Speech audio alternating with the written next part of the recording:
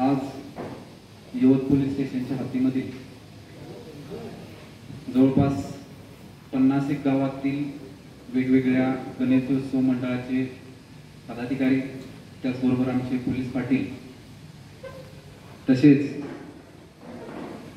आमचे अधिकारी कर्मचारी ज्यांनी हा प्रोग्राम या ठिकाणी आयोजित केला, असे सर्वजण या ठिकाणी आलेले आहेत आणि आपल्या हिंदू संस्कृतीतील जो ऑस्पिशियस डेटी किंवा ज्याला सर्व सुखाची देवता असं म्हटलं जातं, त्या गणेशोत्सव, त्या गणेशाचा जो उत्सव आहे तो उत्सव आपण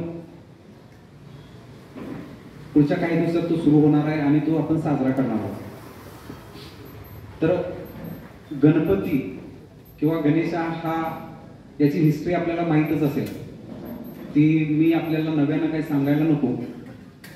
परंतु त्यातले काही गोष्टी आहेत की आपण जर एखादा सण उत्सव साजरा करत असेल तर आपल्याला त्याच्यातली थोडीफार माहिती पण असायला हवी. गणेशोत्सव हा जरी अलीकडच्या काळामध्ये पर्टिक्युलरली ज्यावेळी लोकमान्य टिळकांनी 1890 ते 1900 या काळामध्ये हा गणेशोत्सव संपूर्ण भारतीयांमध्ये एकता, एकात्मता, कल्चरल युनिटी असेल किंवा राष्ट्रवाद, नॅशनलिझम त्या ठिकाणी लोकांमध्ये इन्फ्यूज करण्यासाठी म्हणून हा गणेशोत्सव त्यावेळी मोठ्या प्रमाणात साजरा केला. त्याच्या अगोदर गणेशोत्सव आपल्याकडे होता का नव्हता हे कुणाला माहिती आहे का याच्यामध्ये? त्याच्या अगोदर गणेशोत्सव हा आपल्याकडं एक घरगुती, आपण जसं घरातल्या एखादी देवता असते, एक घरगुती देवता त्या पद्धतीनं घरात साजरा केला जाणारा, त्या ठिकाणी पूजला जाणारा एक देव होता. परंतु त्याला सार्वजनिक स्वरूप आणण्याचं काम लोकमान्य टिळकांनी केलं. तसं बघितलं तर गणपतीचं जर आपण पाठीमागे जर गेलो तर अगदी इसवी सन 2ऱ्या शतकात, 4थ्या शतकात पण आपल्याला त्या ठिकाणी त्यांचा पुरावा मिळून जातो.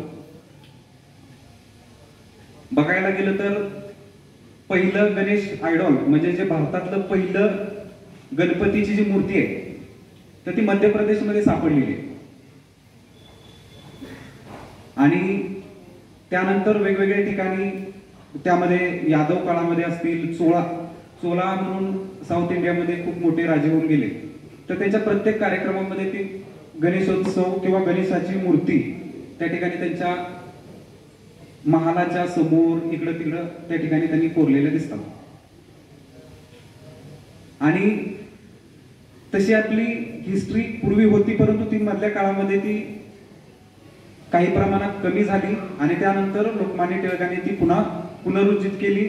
आणि आता सध्या जर विचार केला तर महाराष्ट्रामधील सर्वात मोठा जर उत्सव जर कुठला असेल तर तो गणेशोत्सव आहे. आणि या गणेशोत्सवाचा उद्देशच असा आहे की आपण या ठिकाणी सर्व समाजातील सर्व जात, पंथ, वंश या सर्व वेगवेगळ्या प्रकारच्या लोकांनी एकत्र आलं पाहिजे. सर्वांनी आपण एक आहोत, भारतीय आहोत याची त्या ठिकाणी अनुभूती दिली पाहिजे. आपल्यातला जो राष्ट्रवाद आहे तो त्याच्यातून दिसला पाहिजे. आपलं जे कल्चरल होमोजिनिटी आहे, सर्व डिफरन्सेस बाजूला ठेवून एकत्र येण्याची जी आपली भारतीयांची जी पूर्वीपासूनची जी संस्कृती आहे तर ती दाखवण्यासाठी म्हणून आपण ह्या गणेशोत्सवाकडे बघितलं पाहिजे. ना की माझं गणेश मंडळ हे तुझ्यापेक्षा किती भारी आहे आणि मी तुझ्यापेक्षा किती चांगले देखावे करतो, याच्यापेक्षा आपण एकत्र येऊन त्या ठिकाणी किती चांगल्या पद्धतीने आपल्या संस्कृतीचं त्या ठिकाणी जतन करतो, ते वाढवतो आणि त्याचं शोकेसिंग करतो, हे मला असं वाटतं की गणेशोत्सवामध्ये आपण प्राधान्यानं करायला पाहिजे. या ठिकाणी बऱ्याच गणेशोत्सव मंडळाच्या प्रतिनिधींनी या ठिकाणी येऊन काही सूचना दिलेल्या आहेत, त्या नक्कीच आम्ही या ठिकाणी विचारात घेऊ. परंतु जसं गणेशाला विनायक म्हटलं जातं, ज्याला सिंधुरासुराचा वध केला होता, त्या ठिकाणी वेगवेगळ्या डेमॉनचा त्यांनी वध केला होता, तसं आपल्यातले जे वेगवेगळे जे प्रत्येक माणसाच्या आतमध्ये जे डेमॉन असतात, ते डेमॉन आपण या गणेशोत्सवाच्या वेळी आपण एक प्रतिज्ञा केली पाहिजे की ते सर्व त्या पद्धतीचे जे आपल्यामध्ये जे दानव आहेत ते आपण बाजूला केले पाहिजेत आणि आपण सर्व एक समाज, एका देशाचे नागरिक, एका गावाचे रहिवासी, एका राज्याचे, जिल्ह्याचे या ठिकाणी लोक म्हणून आपण एकत्र आलं पाहिजे. काही ठिकाणी आपण ज्या गणेशोत्सव साजरा करणार आहे त्या ठिकाणी जुने काही गुन्हे दाखल असतील, त्या ठिकाणी काही पूर्वी लॉ अँड ऑर्डर झाले असतील, त्या ठिकाणी आम्ही कटाक्षानं चांगलं लक्ष देणार आहोत. परंतु सर्वच गणेशोत्सव मंडळांनी आपल्या गणेशोत्सवामध्ये कुठल्याही पद्धतीचं विघ्न येणार नाही याची काळजी घ्यायची आहे. तर त्या काळजीच्या अनुषंगानं काही सूचना आहेत. सूचना अशा आहेत की आपली जी मूर्ती आहे ती मूर्ती ज्या दिवशी आपण आणणार आहोत, तिची प्रतिष्ठापना करणार आहोत, तिथून ते ज्या दिवशी आपण गणेश मूर्तीचं विसर्जन करणार आहोत तिथपर्यंत वेगवेगळ्या पद्धतीने आपल्याला काळजी घ्यायची आहे. आपल्याला माहीतच आहे की गेल्या काही दिवसापूर्वी आपल्या इथं आपले संपूर्ण महाराष्ट्राचे आराध्य दैवत असणाऱ्या महाराजांच्या मूर्तीला त्या ठिकाणी विटंबना झाली होती. तर अशा पद्धतीची विटंबना होणार नाही, किंबहुना आपल्याकडूनही कुठल्या पद्धतीचं त्या ठिकाणी निष्काळजीपणा होणार नाही. काही वेळा त्या ठिकाणी मूर्ती बसवताना त्याची काळजी घेतली जात नाही, ती पडू शकते, फुटू शकते, त्याच्यातून कुणाच्या भावना दुखावल्या जाऊ शकतात. त्यामुळं सर्वांनी आपलं जे स्टेज आहे किंवा ज्या ठिकाणी आपण बसवणार आहोत तर ते स्टेज एक चांगल्या पद्धतीनं स्ट्रॉंग स्टेज बनवून घ्यायचं आहे. त्यानंतर ज्या दिवशी मूर्ती आपण त्या ठिकाणी बसवणार आहोत त्याची तारीख आणि कुठल्या मार्गाने ती घेऊन येणार आहोत ती आपण पोलीस पाटलांकरवी पोलीस स्टेशनला ती माहिती द्यायची. त्या ठिकाणी आपण गणेशोत्सवामध्ये वेगवेगळ्या पद्धतीची रोषणाई करतो. त्या रोषणाईमध्ये प्रामुख्यानं लेझर लाईटला पूर्ण बंदी असेल. लेझर लाईटला या ठिकाणी इव्हन कोर्टाने सुद्धा निर्देश दिलेले आहेत की ते आपल्या शरीराच्या विविध ऑर्गन्स, पर्टिक्युलरली आपले जे डोळे आहेत त्यांना खूप घातक आहेत. त्यामुळे ते लेझर लाईट्स कुणीही त्या देखाव्यामध्ये वापरायचे नाहीत, ही सर्वात महत्वाची सूचना आहे. त्याचबरोबर आपण त्या ठिकाणी लाईट जर लावताय तर ते व्यवस्थित आपलं कनेक्शन तात्पुरतं त्या ठिकाणी MSCB कडून वेगळं घेतलं पाहिजे. कुणीही त्या ठिकाणी आकडा टाकून वीज चोरी करून आपण त्या ठिकाणी गणेशोत्सव साजरा करायचा नाहीये. आणि ते जे कनेक्शन आहे ते फुलप्रूफ कनेक्शन असावं. कुठल्याही पद्धतीचं त्या ठिकाणी शॉर्ट सर्किट, कुठल्याही पद्धतीचा त्या ठिकाणी अनर्थ होणार नाही या बाबतीतली काळजी सर्व गणेशोत्सव मंडळांनी घ्यायची. त्याचबरोबर त्या ठिकाणी आपण साऊंड सिस्टम वापरतो. साऊंड सिस्टम हे परवानगी असणाऱ्या साऊंड वाल्यांचे आणि त्यातच ते डेसिबलच्या लिमिटमध्ये असतील. त्यासाठी पाठीमागं हायकोर्टानं वेगवेगळे पत्रकं काढलेली आहेत, त्यावरती शासनानं परिपत्रकं काढलेली आहेत आणि त्याच्यानुसार आपल्याला त्या ठिकाणी कमी साऊंड मध्ये दुसऱ्या कुठल्याही व्यक्तीला कर्कश आवाजाचा त्रास होणार नाही या पद्धतीनं निर्विघ्नपणे आपल्याला गणेशोत्सव साजरा करायचा. त्याचबरोबर गणेशोत्सव आता तुमचं सुरू झाला असेल की आता गणेशोत्सवाच्या अनुषंगानं वर्गणी वगैरे गोळा करणं सुरू झालं असेल तर वर्गणी ही व्हॉलंटरी गिफ्ट आहे. एखादा स्वतः मनानं देत असेल तर ठीक, कुणालाही त्या ठिकाणी अडवणूक करणं, रस्त्यावरती दोरी घेऊन थांबणं, येण्या जाणाऱ्या वाहनांमधून ते वर्गणी गोळा करणं अशा पद्धतीचं एक्सटॉर्शन बिलकुल सुद्धा चालणार नाही. त्यामध्ये एखाद्यानं जर तशी तक्रार दिली तर आपल्याला त्या व्यक्तीवरती कारवाई करावी लागेल आणि ती कारवाई एक गंभीर स्वरूपाचा एक्सटॉर्शनचा गुन्हा होऊ शकते. हे सर्वांनी लक्षात घ्यायचंय. त्यामुळं वर्गणी गोळा करताना जे समविचाराचे लोक आहेत, जे तयार आहेत, जे स्वतः व्हॉलंटरीली देतात त्यांच्याकडूनच वर्गणी गोळा करायची.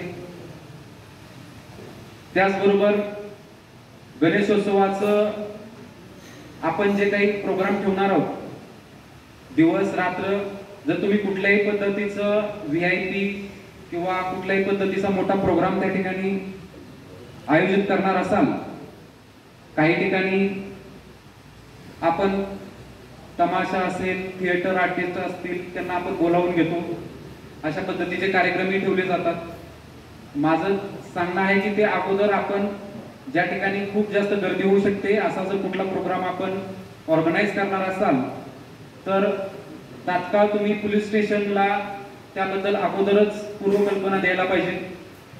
त्यानुसार आम्ही त्या ठिकाणी योग्य तो बंदोबस्त आम्ही लावण्याचा त्या ठिकाणी नक्की प्रयत्न करू।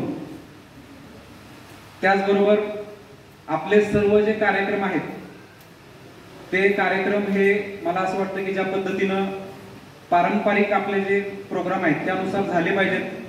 त्याच्यामध्ये कुठलंही ओंगळवाणं स्वरूप गणेशोत्सवामध्ये दिसायला नको। आपली जी संस्कृती आहे, आपली व्हायब्रंट संस्कृती आहे, ती संस्कृती आपल्याला दाखवता आली पाहिजे। त्यामध्ये आपल्या इकडं जे जुन्या काळापासून चालत आलेले लेझिम सारखे प्रकार असतील, इतर जे आपले काही खेळ आहेत, त्या ठिकाणी गजनृत्य असेल, ढोल ताशा पथक असेल, अशा पद्धतीचे चांगले चांगले प्रोग्राम त्या ठिकाणी ठेवायला पाहिजे, ज्याच्यातून आपण आपली संस्कृती त्या ठिकाणी दाखवू शकतो, वाढवू शकतो, शोकेस करू शकतो।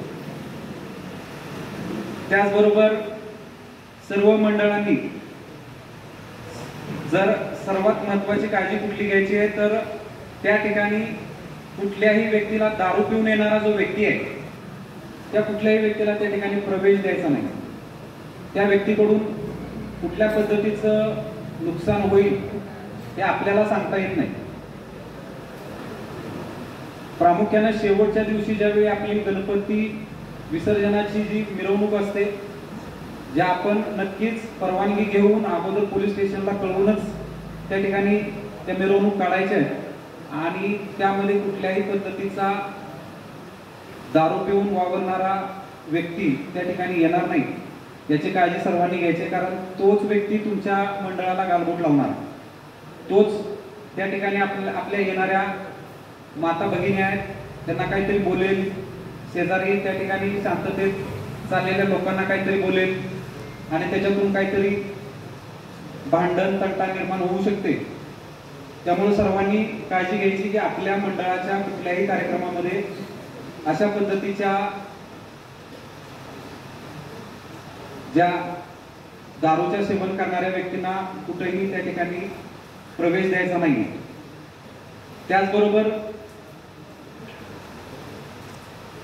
ज्यावेळी आपली मिरवणूक निघेल तर त्याचा मार्ग जो आहे तो एकच मार्ग असेल जो आपण पहिल्यांदा आम्हाला सांगणार आहात। त्याच्यामध्ये कुठल्याही पद्धतीचा बदल पुन्हा त्याच्यामध्ये करण्यात येणार नाही।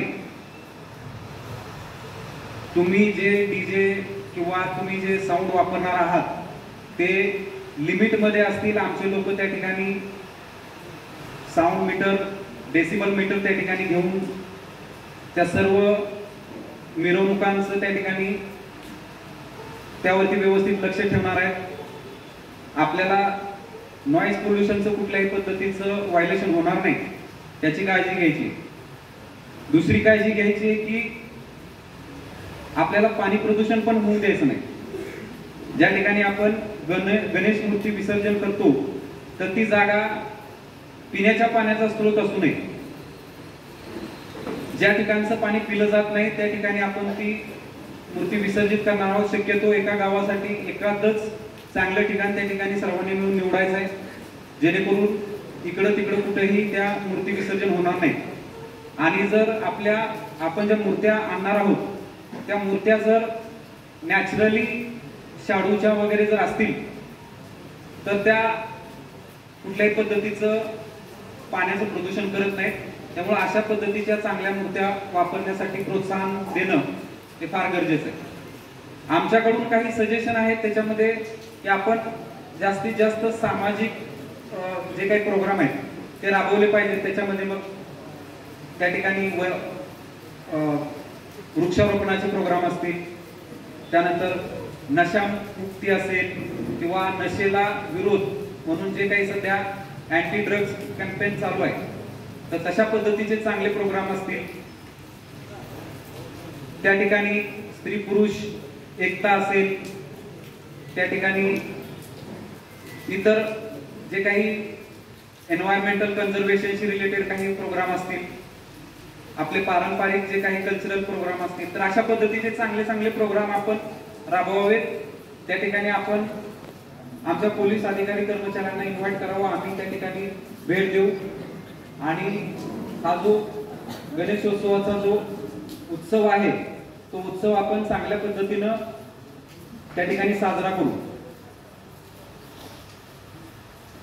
अजून भरपूर काही सूचना आहेत, परंतु मला असं वाटतं की बऱ्यापैकी सूचना मी आता आपल्याला दिलेल्या आहेत आणि त्या सूचना आणि इतर ज्या काही सूचना अजून additional SP Shri Birajdar sir पण आपल्याला काही सूचना देणार आहेत, तर त्याही सूचना आपण त्या ठिकाणी लक्षात ठेवायच्या आहेत आणि त्या अनुषंगाने सर्व गणेशोत्सव मंडळांनी त्या ठिकाणी कारवाई करायची आहे, जेणेकरून आपल्याला हा संपूर्ण उत्सव हा खरा एक निर्विघ्नपणे जो आपण गणेशाला आपण ज्या पद्धतीनं एक ऑस्पिशियस किंवा एक पॉझिटिव्ह विचाराची त्या ठिकाणी आपण देवता मानतो, तर त्या पद्धतीनं पॉझिटिव्हली तो गणेशोत्सव साजरा करायचा आहे. आणि त्या करण्यासाठी पोलीस प्रशासनाकडून आपणा सर्वांना शुभेच्छा आहेत. या ठिकाणी आपण सर्वजण आलात, माझे 4 शब्द ऐकून घेतले त्याबद्दल धन्यवाद. जय हिंद, जय महाराष्ट्र. धन्यवाद सर. मी आशा व्यक्त करते की सार्वजनिक गणेशोत्सव मंडळ कोणत्याही नियमावलीचे उल्लंघन करणार नाही.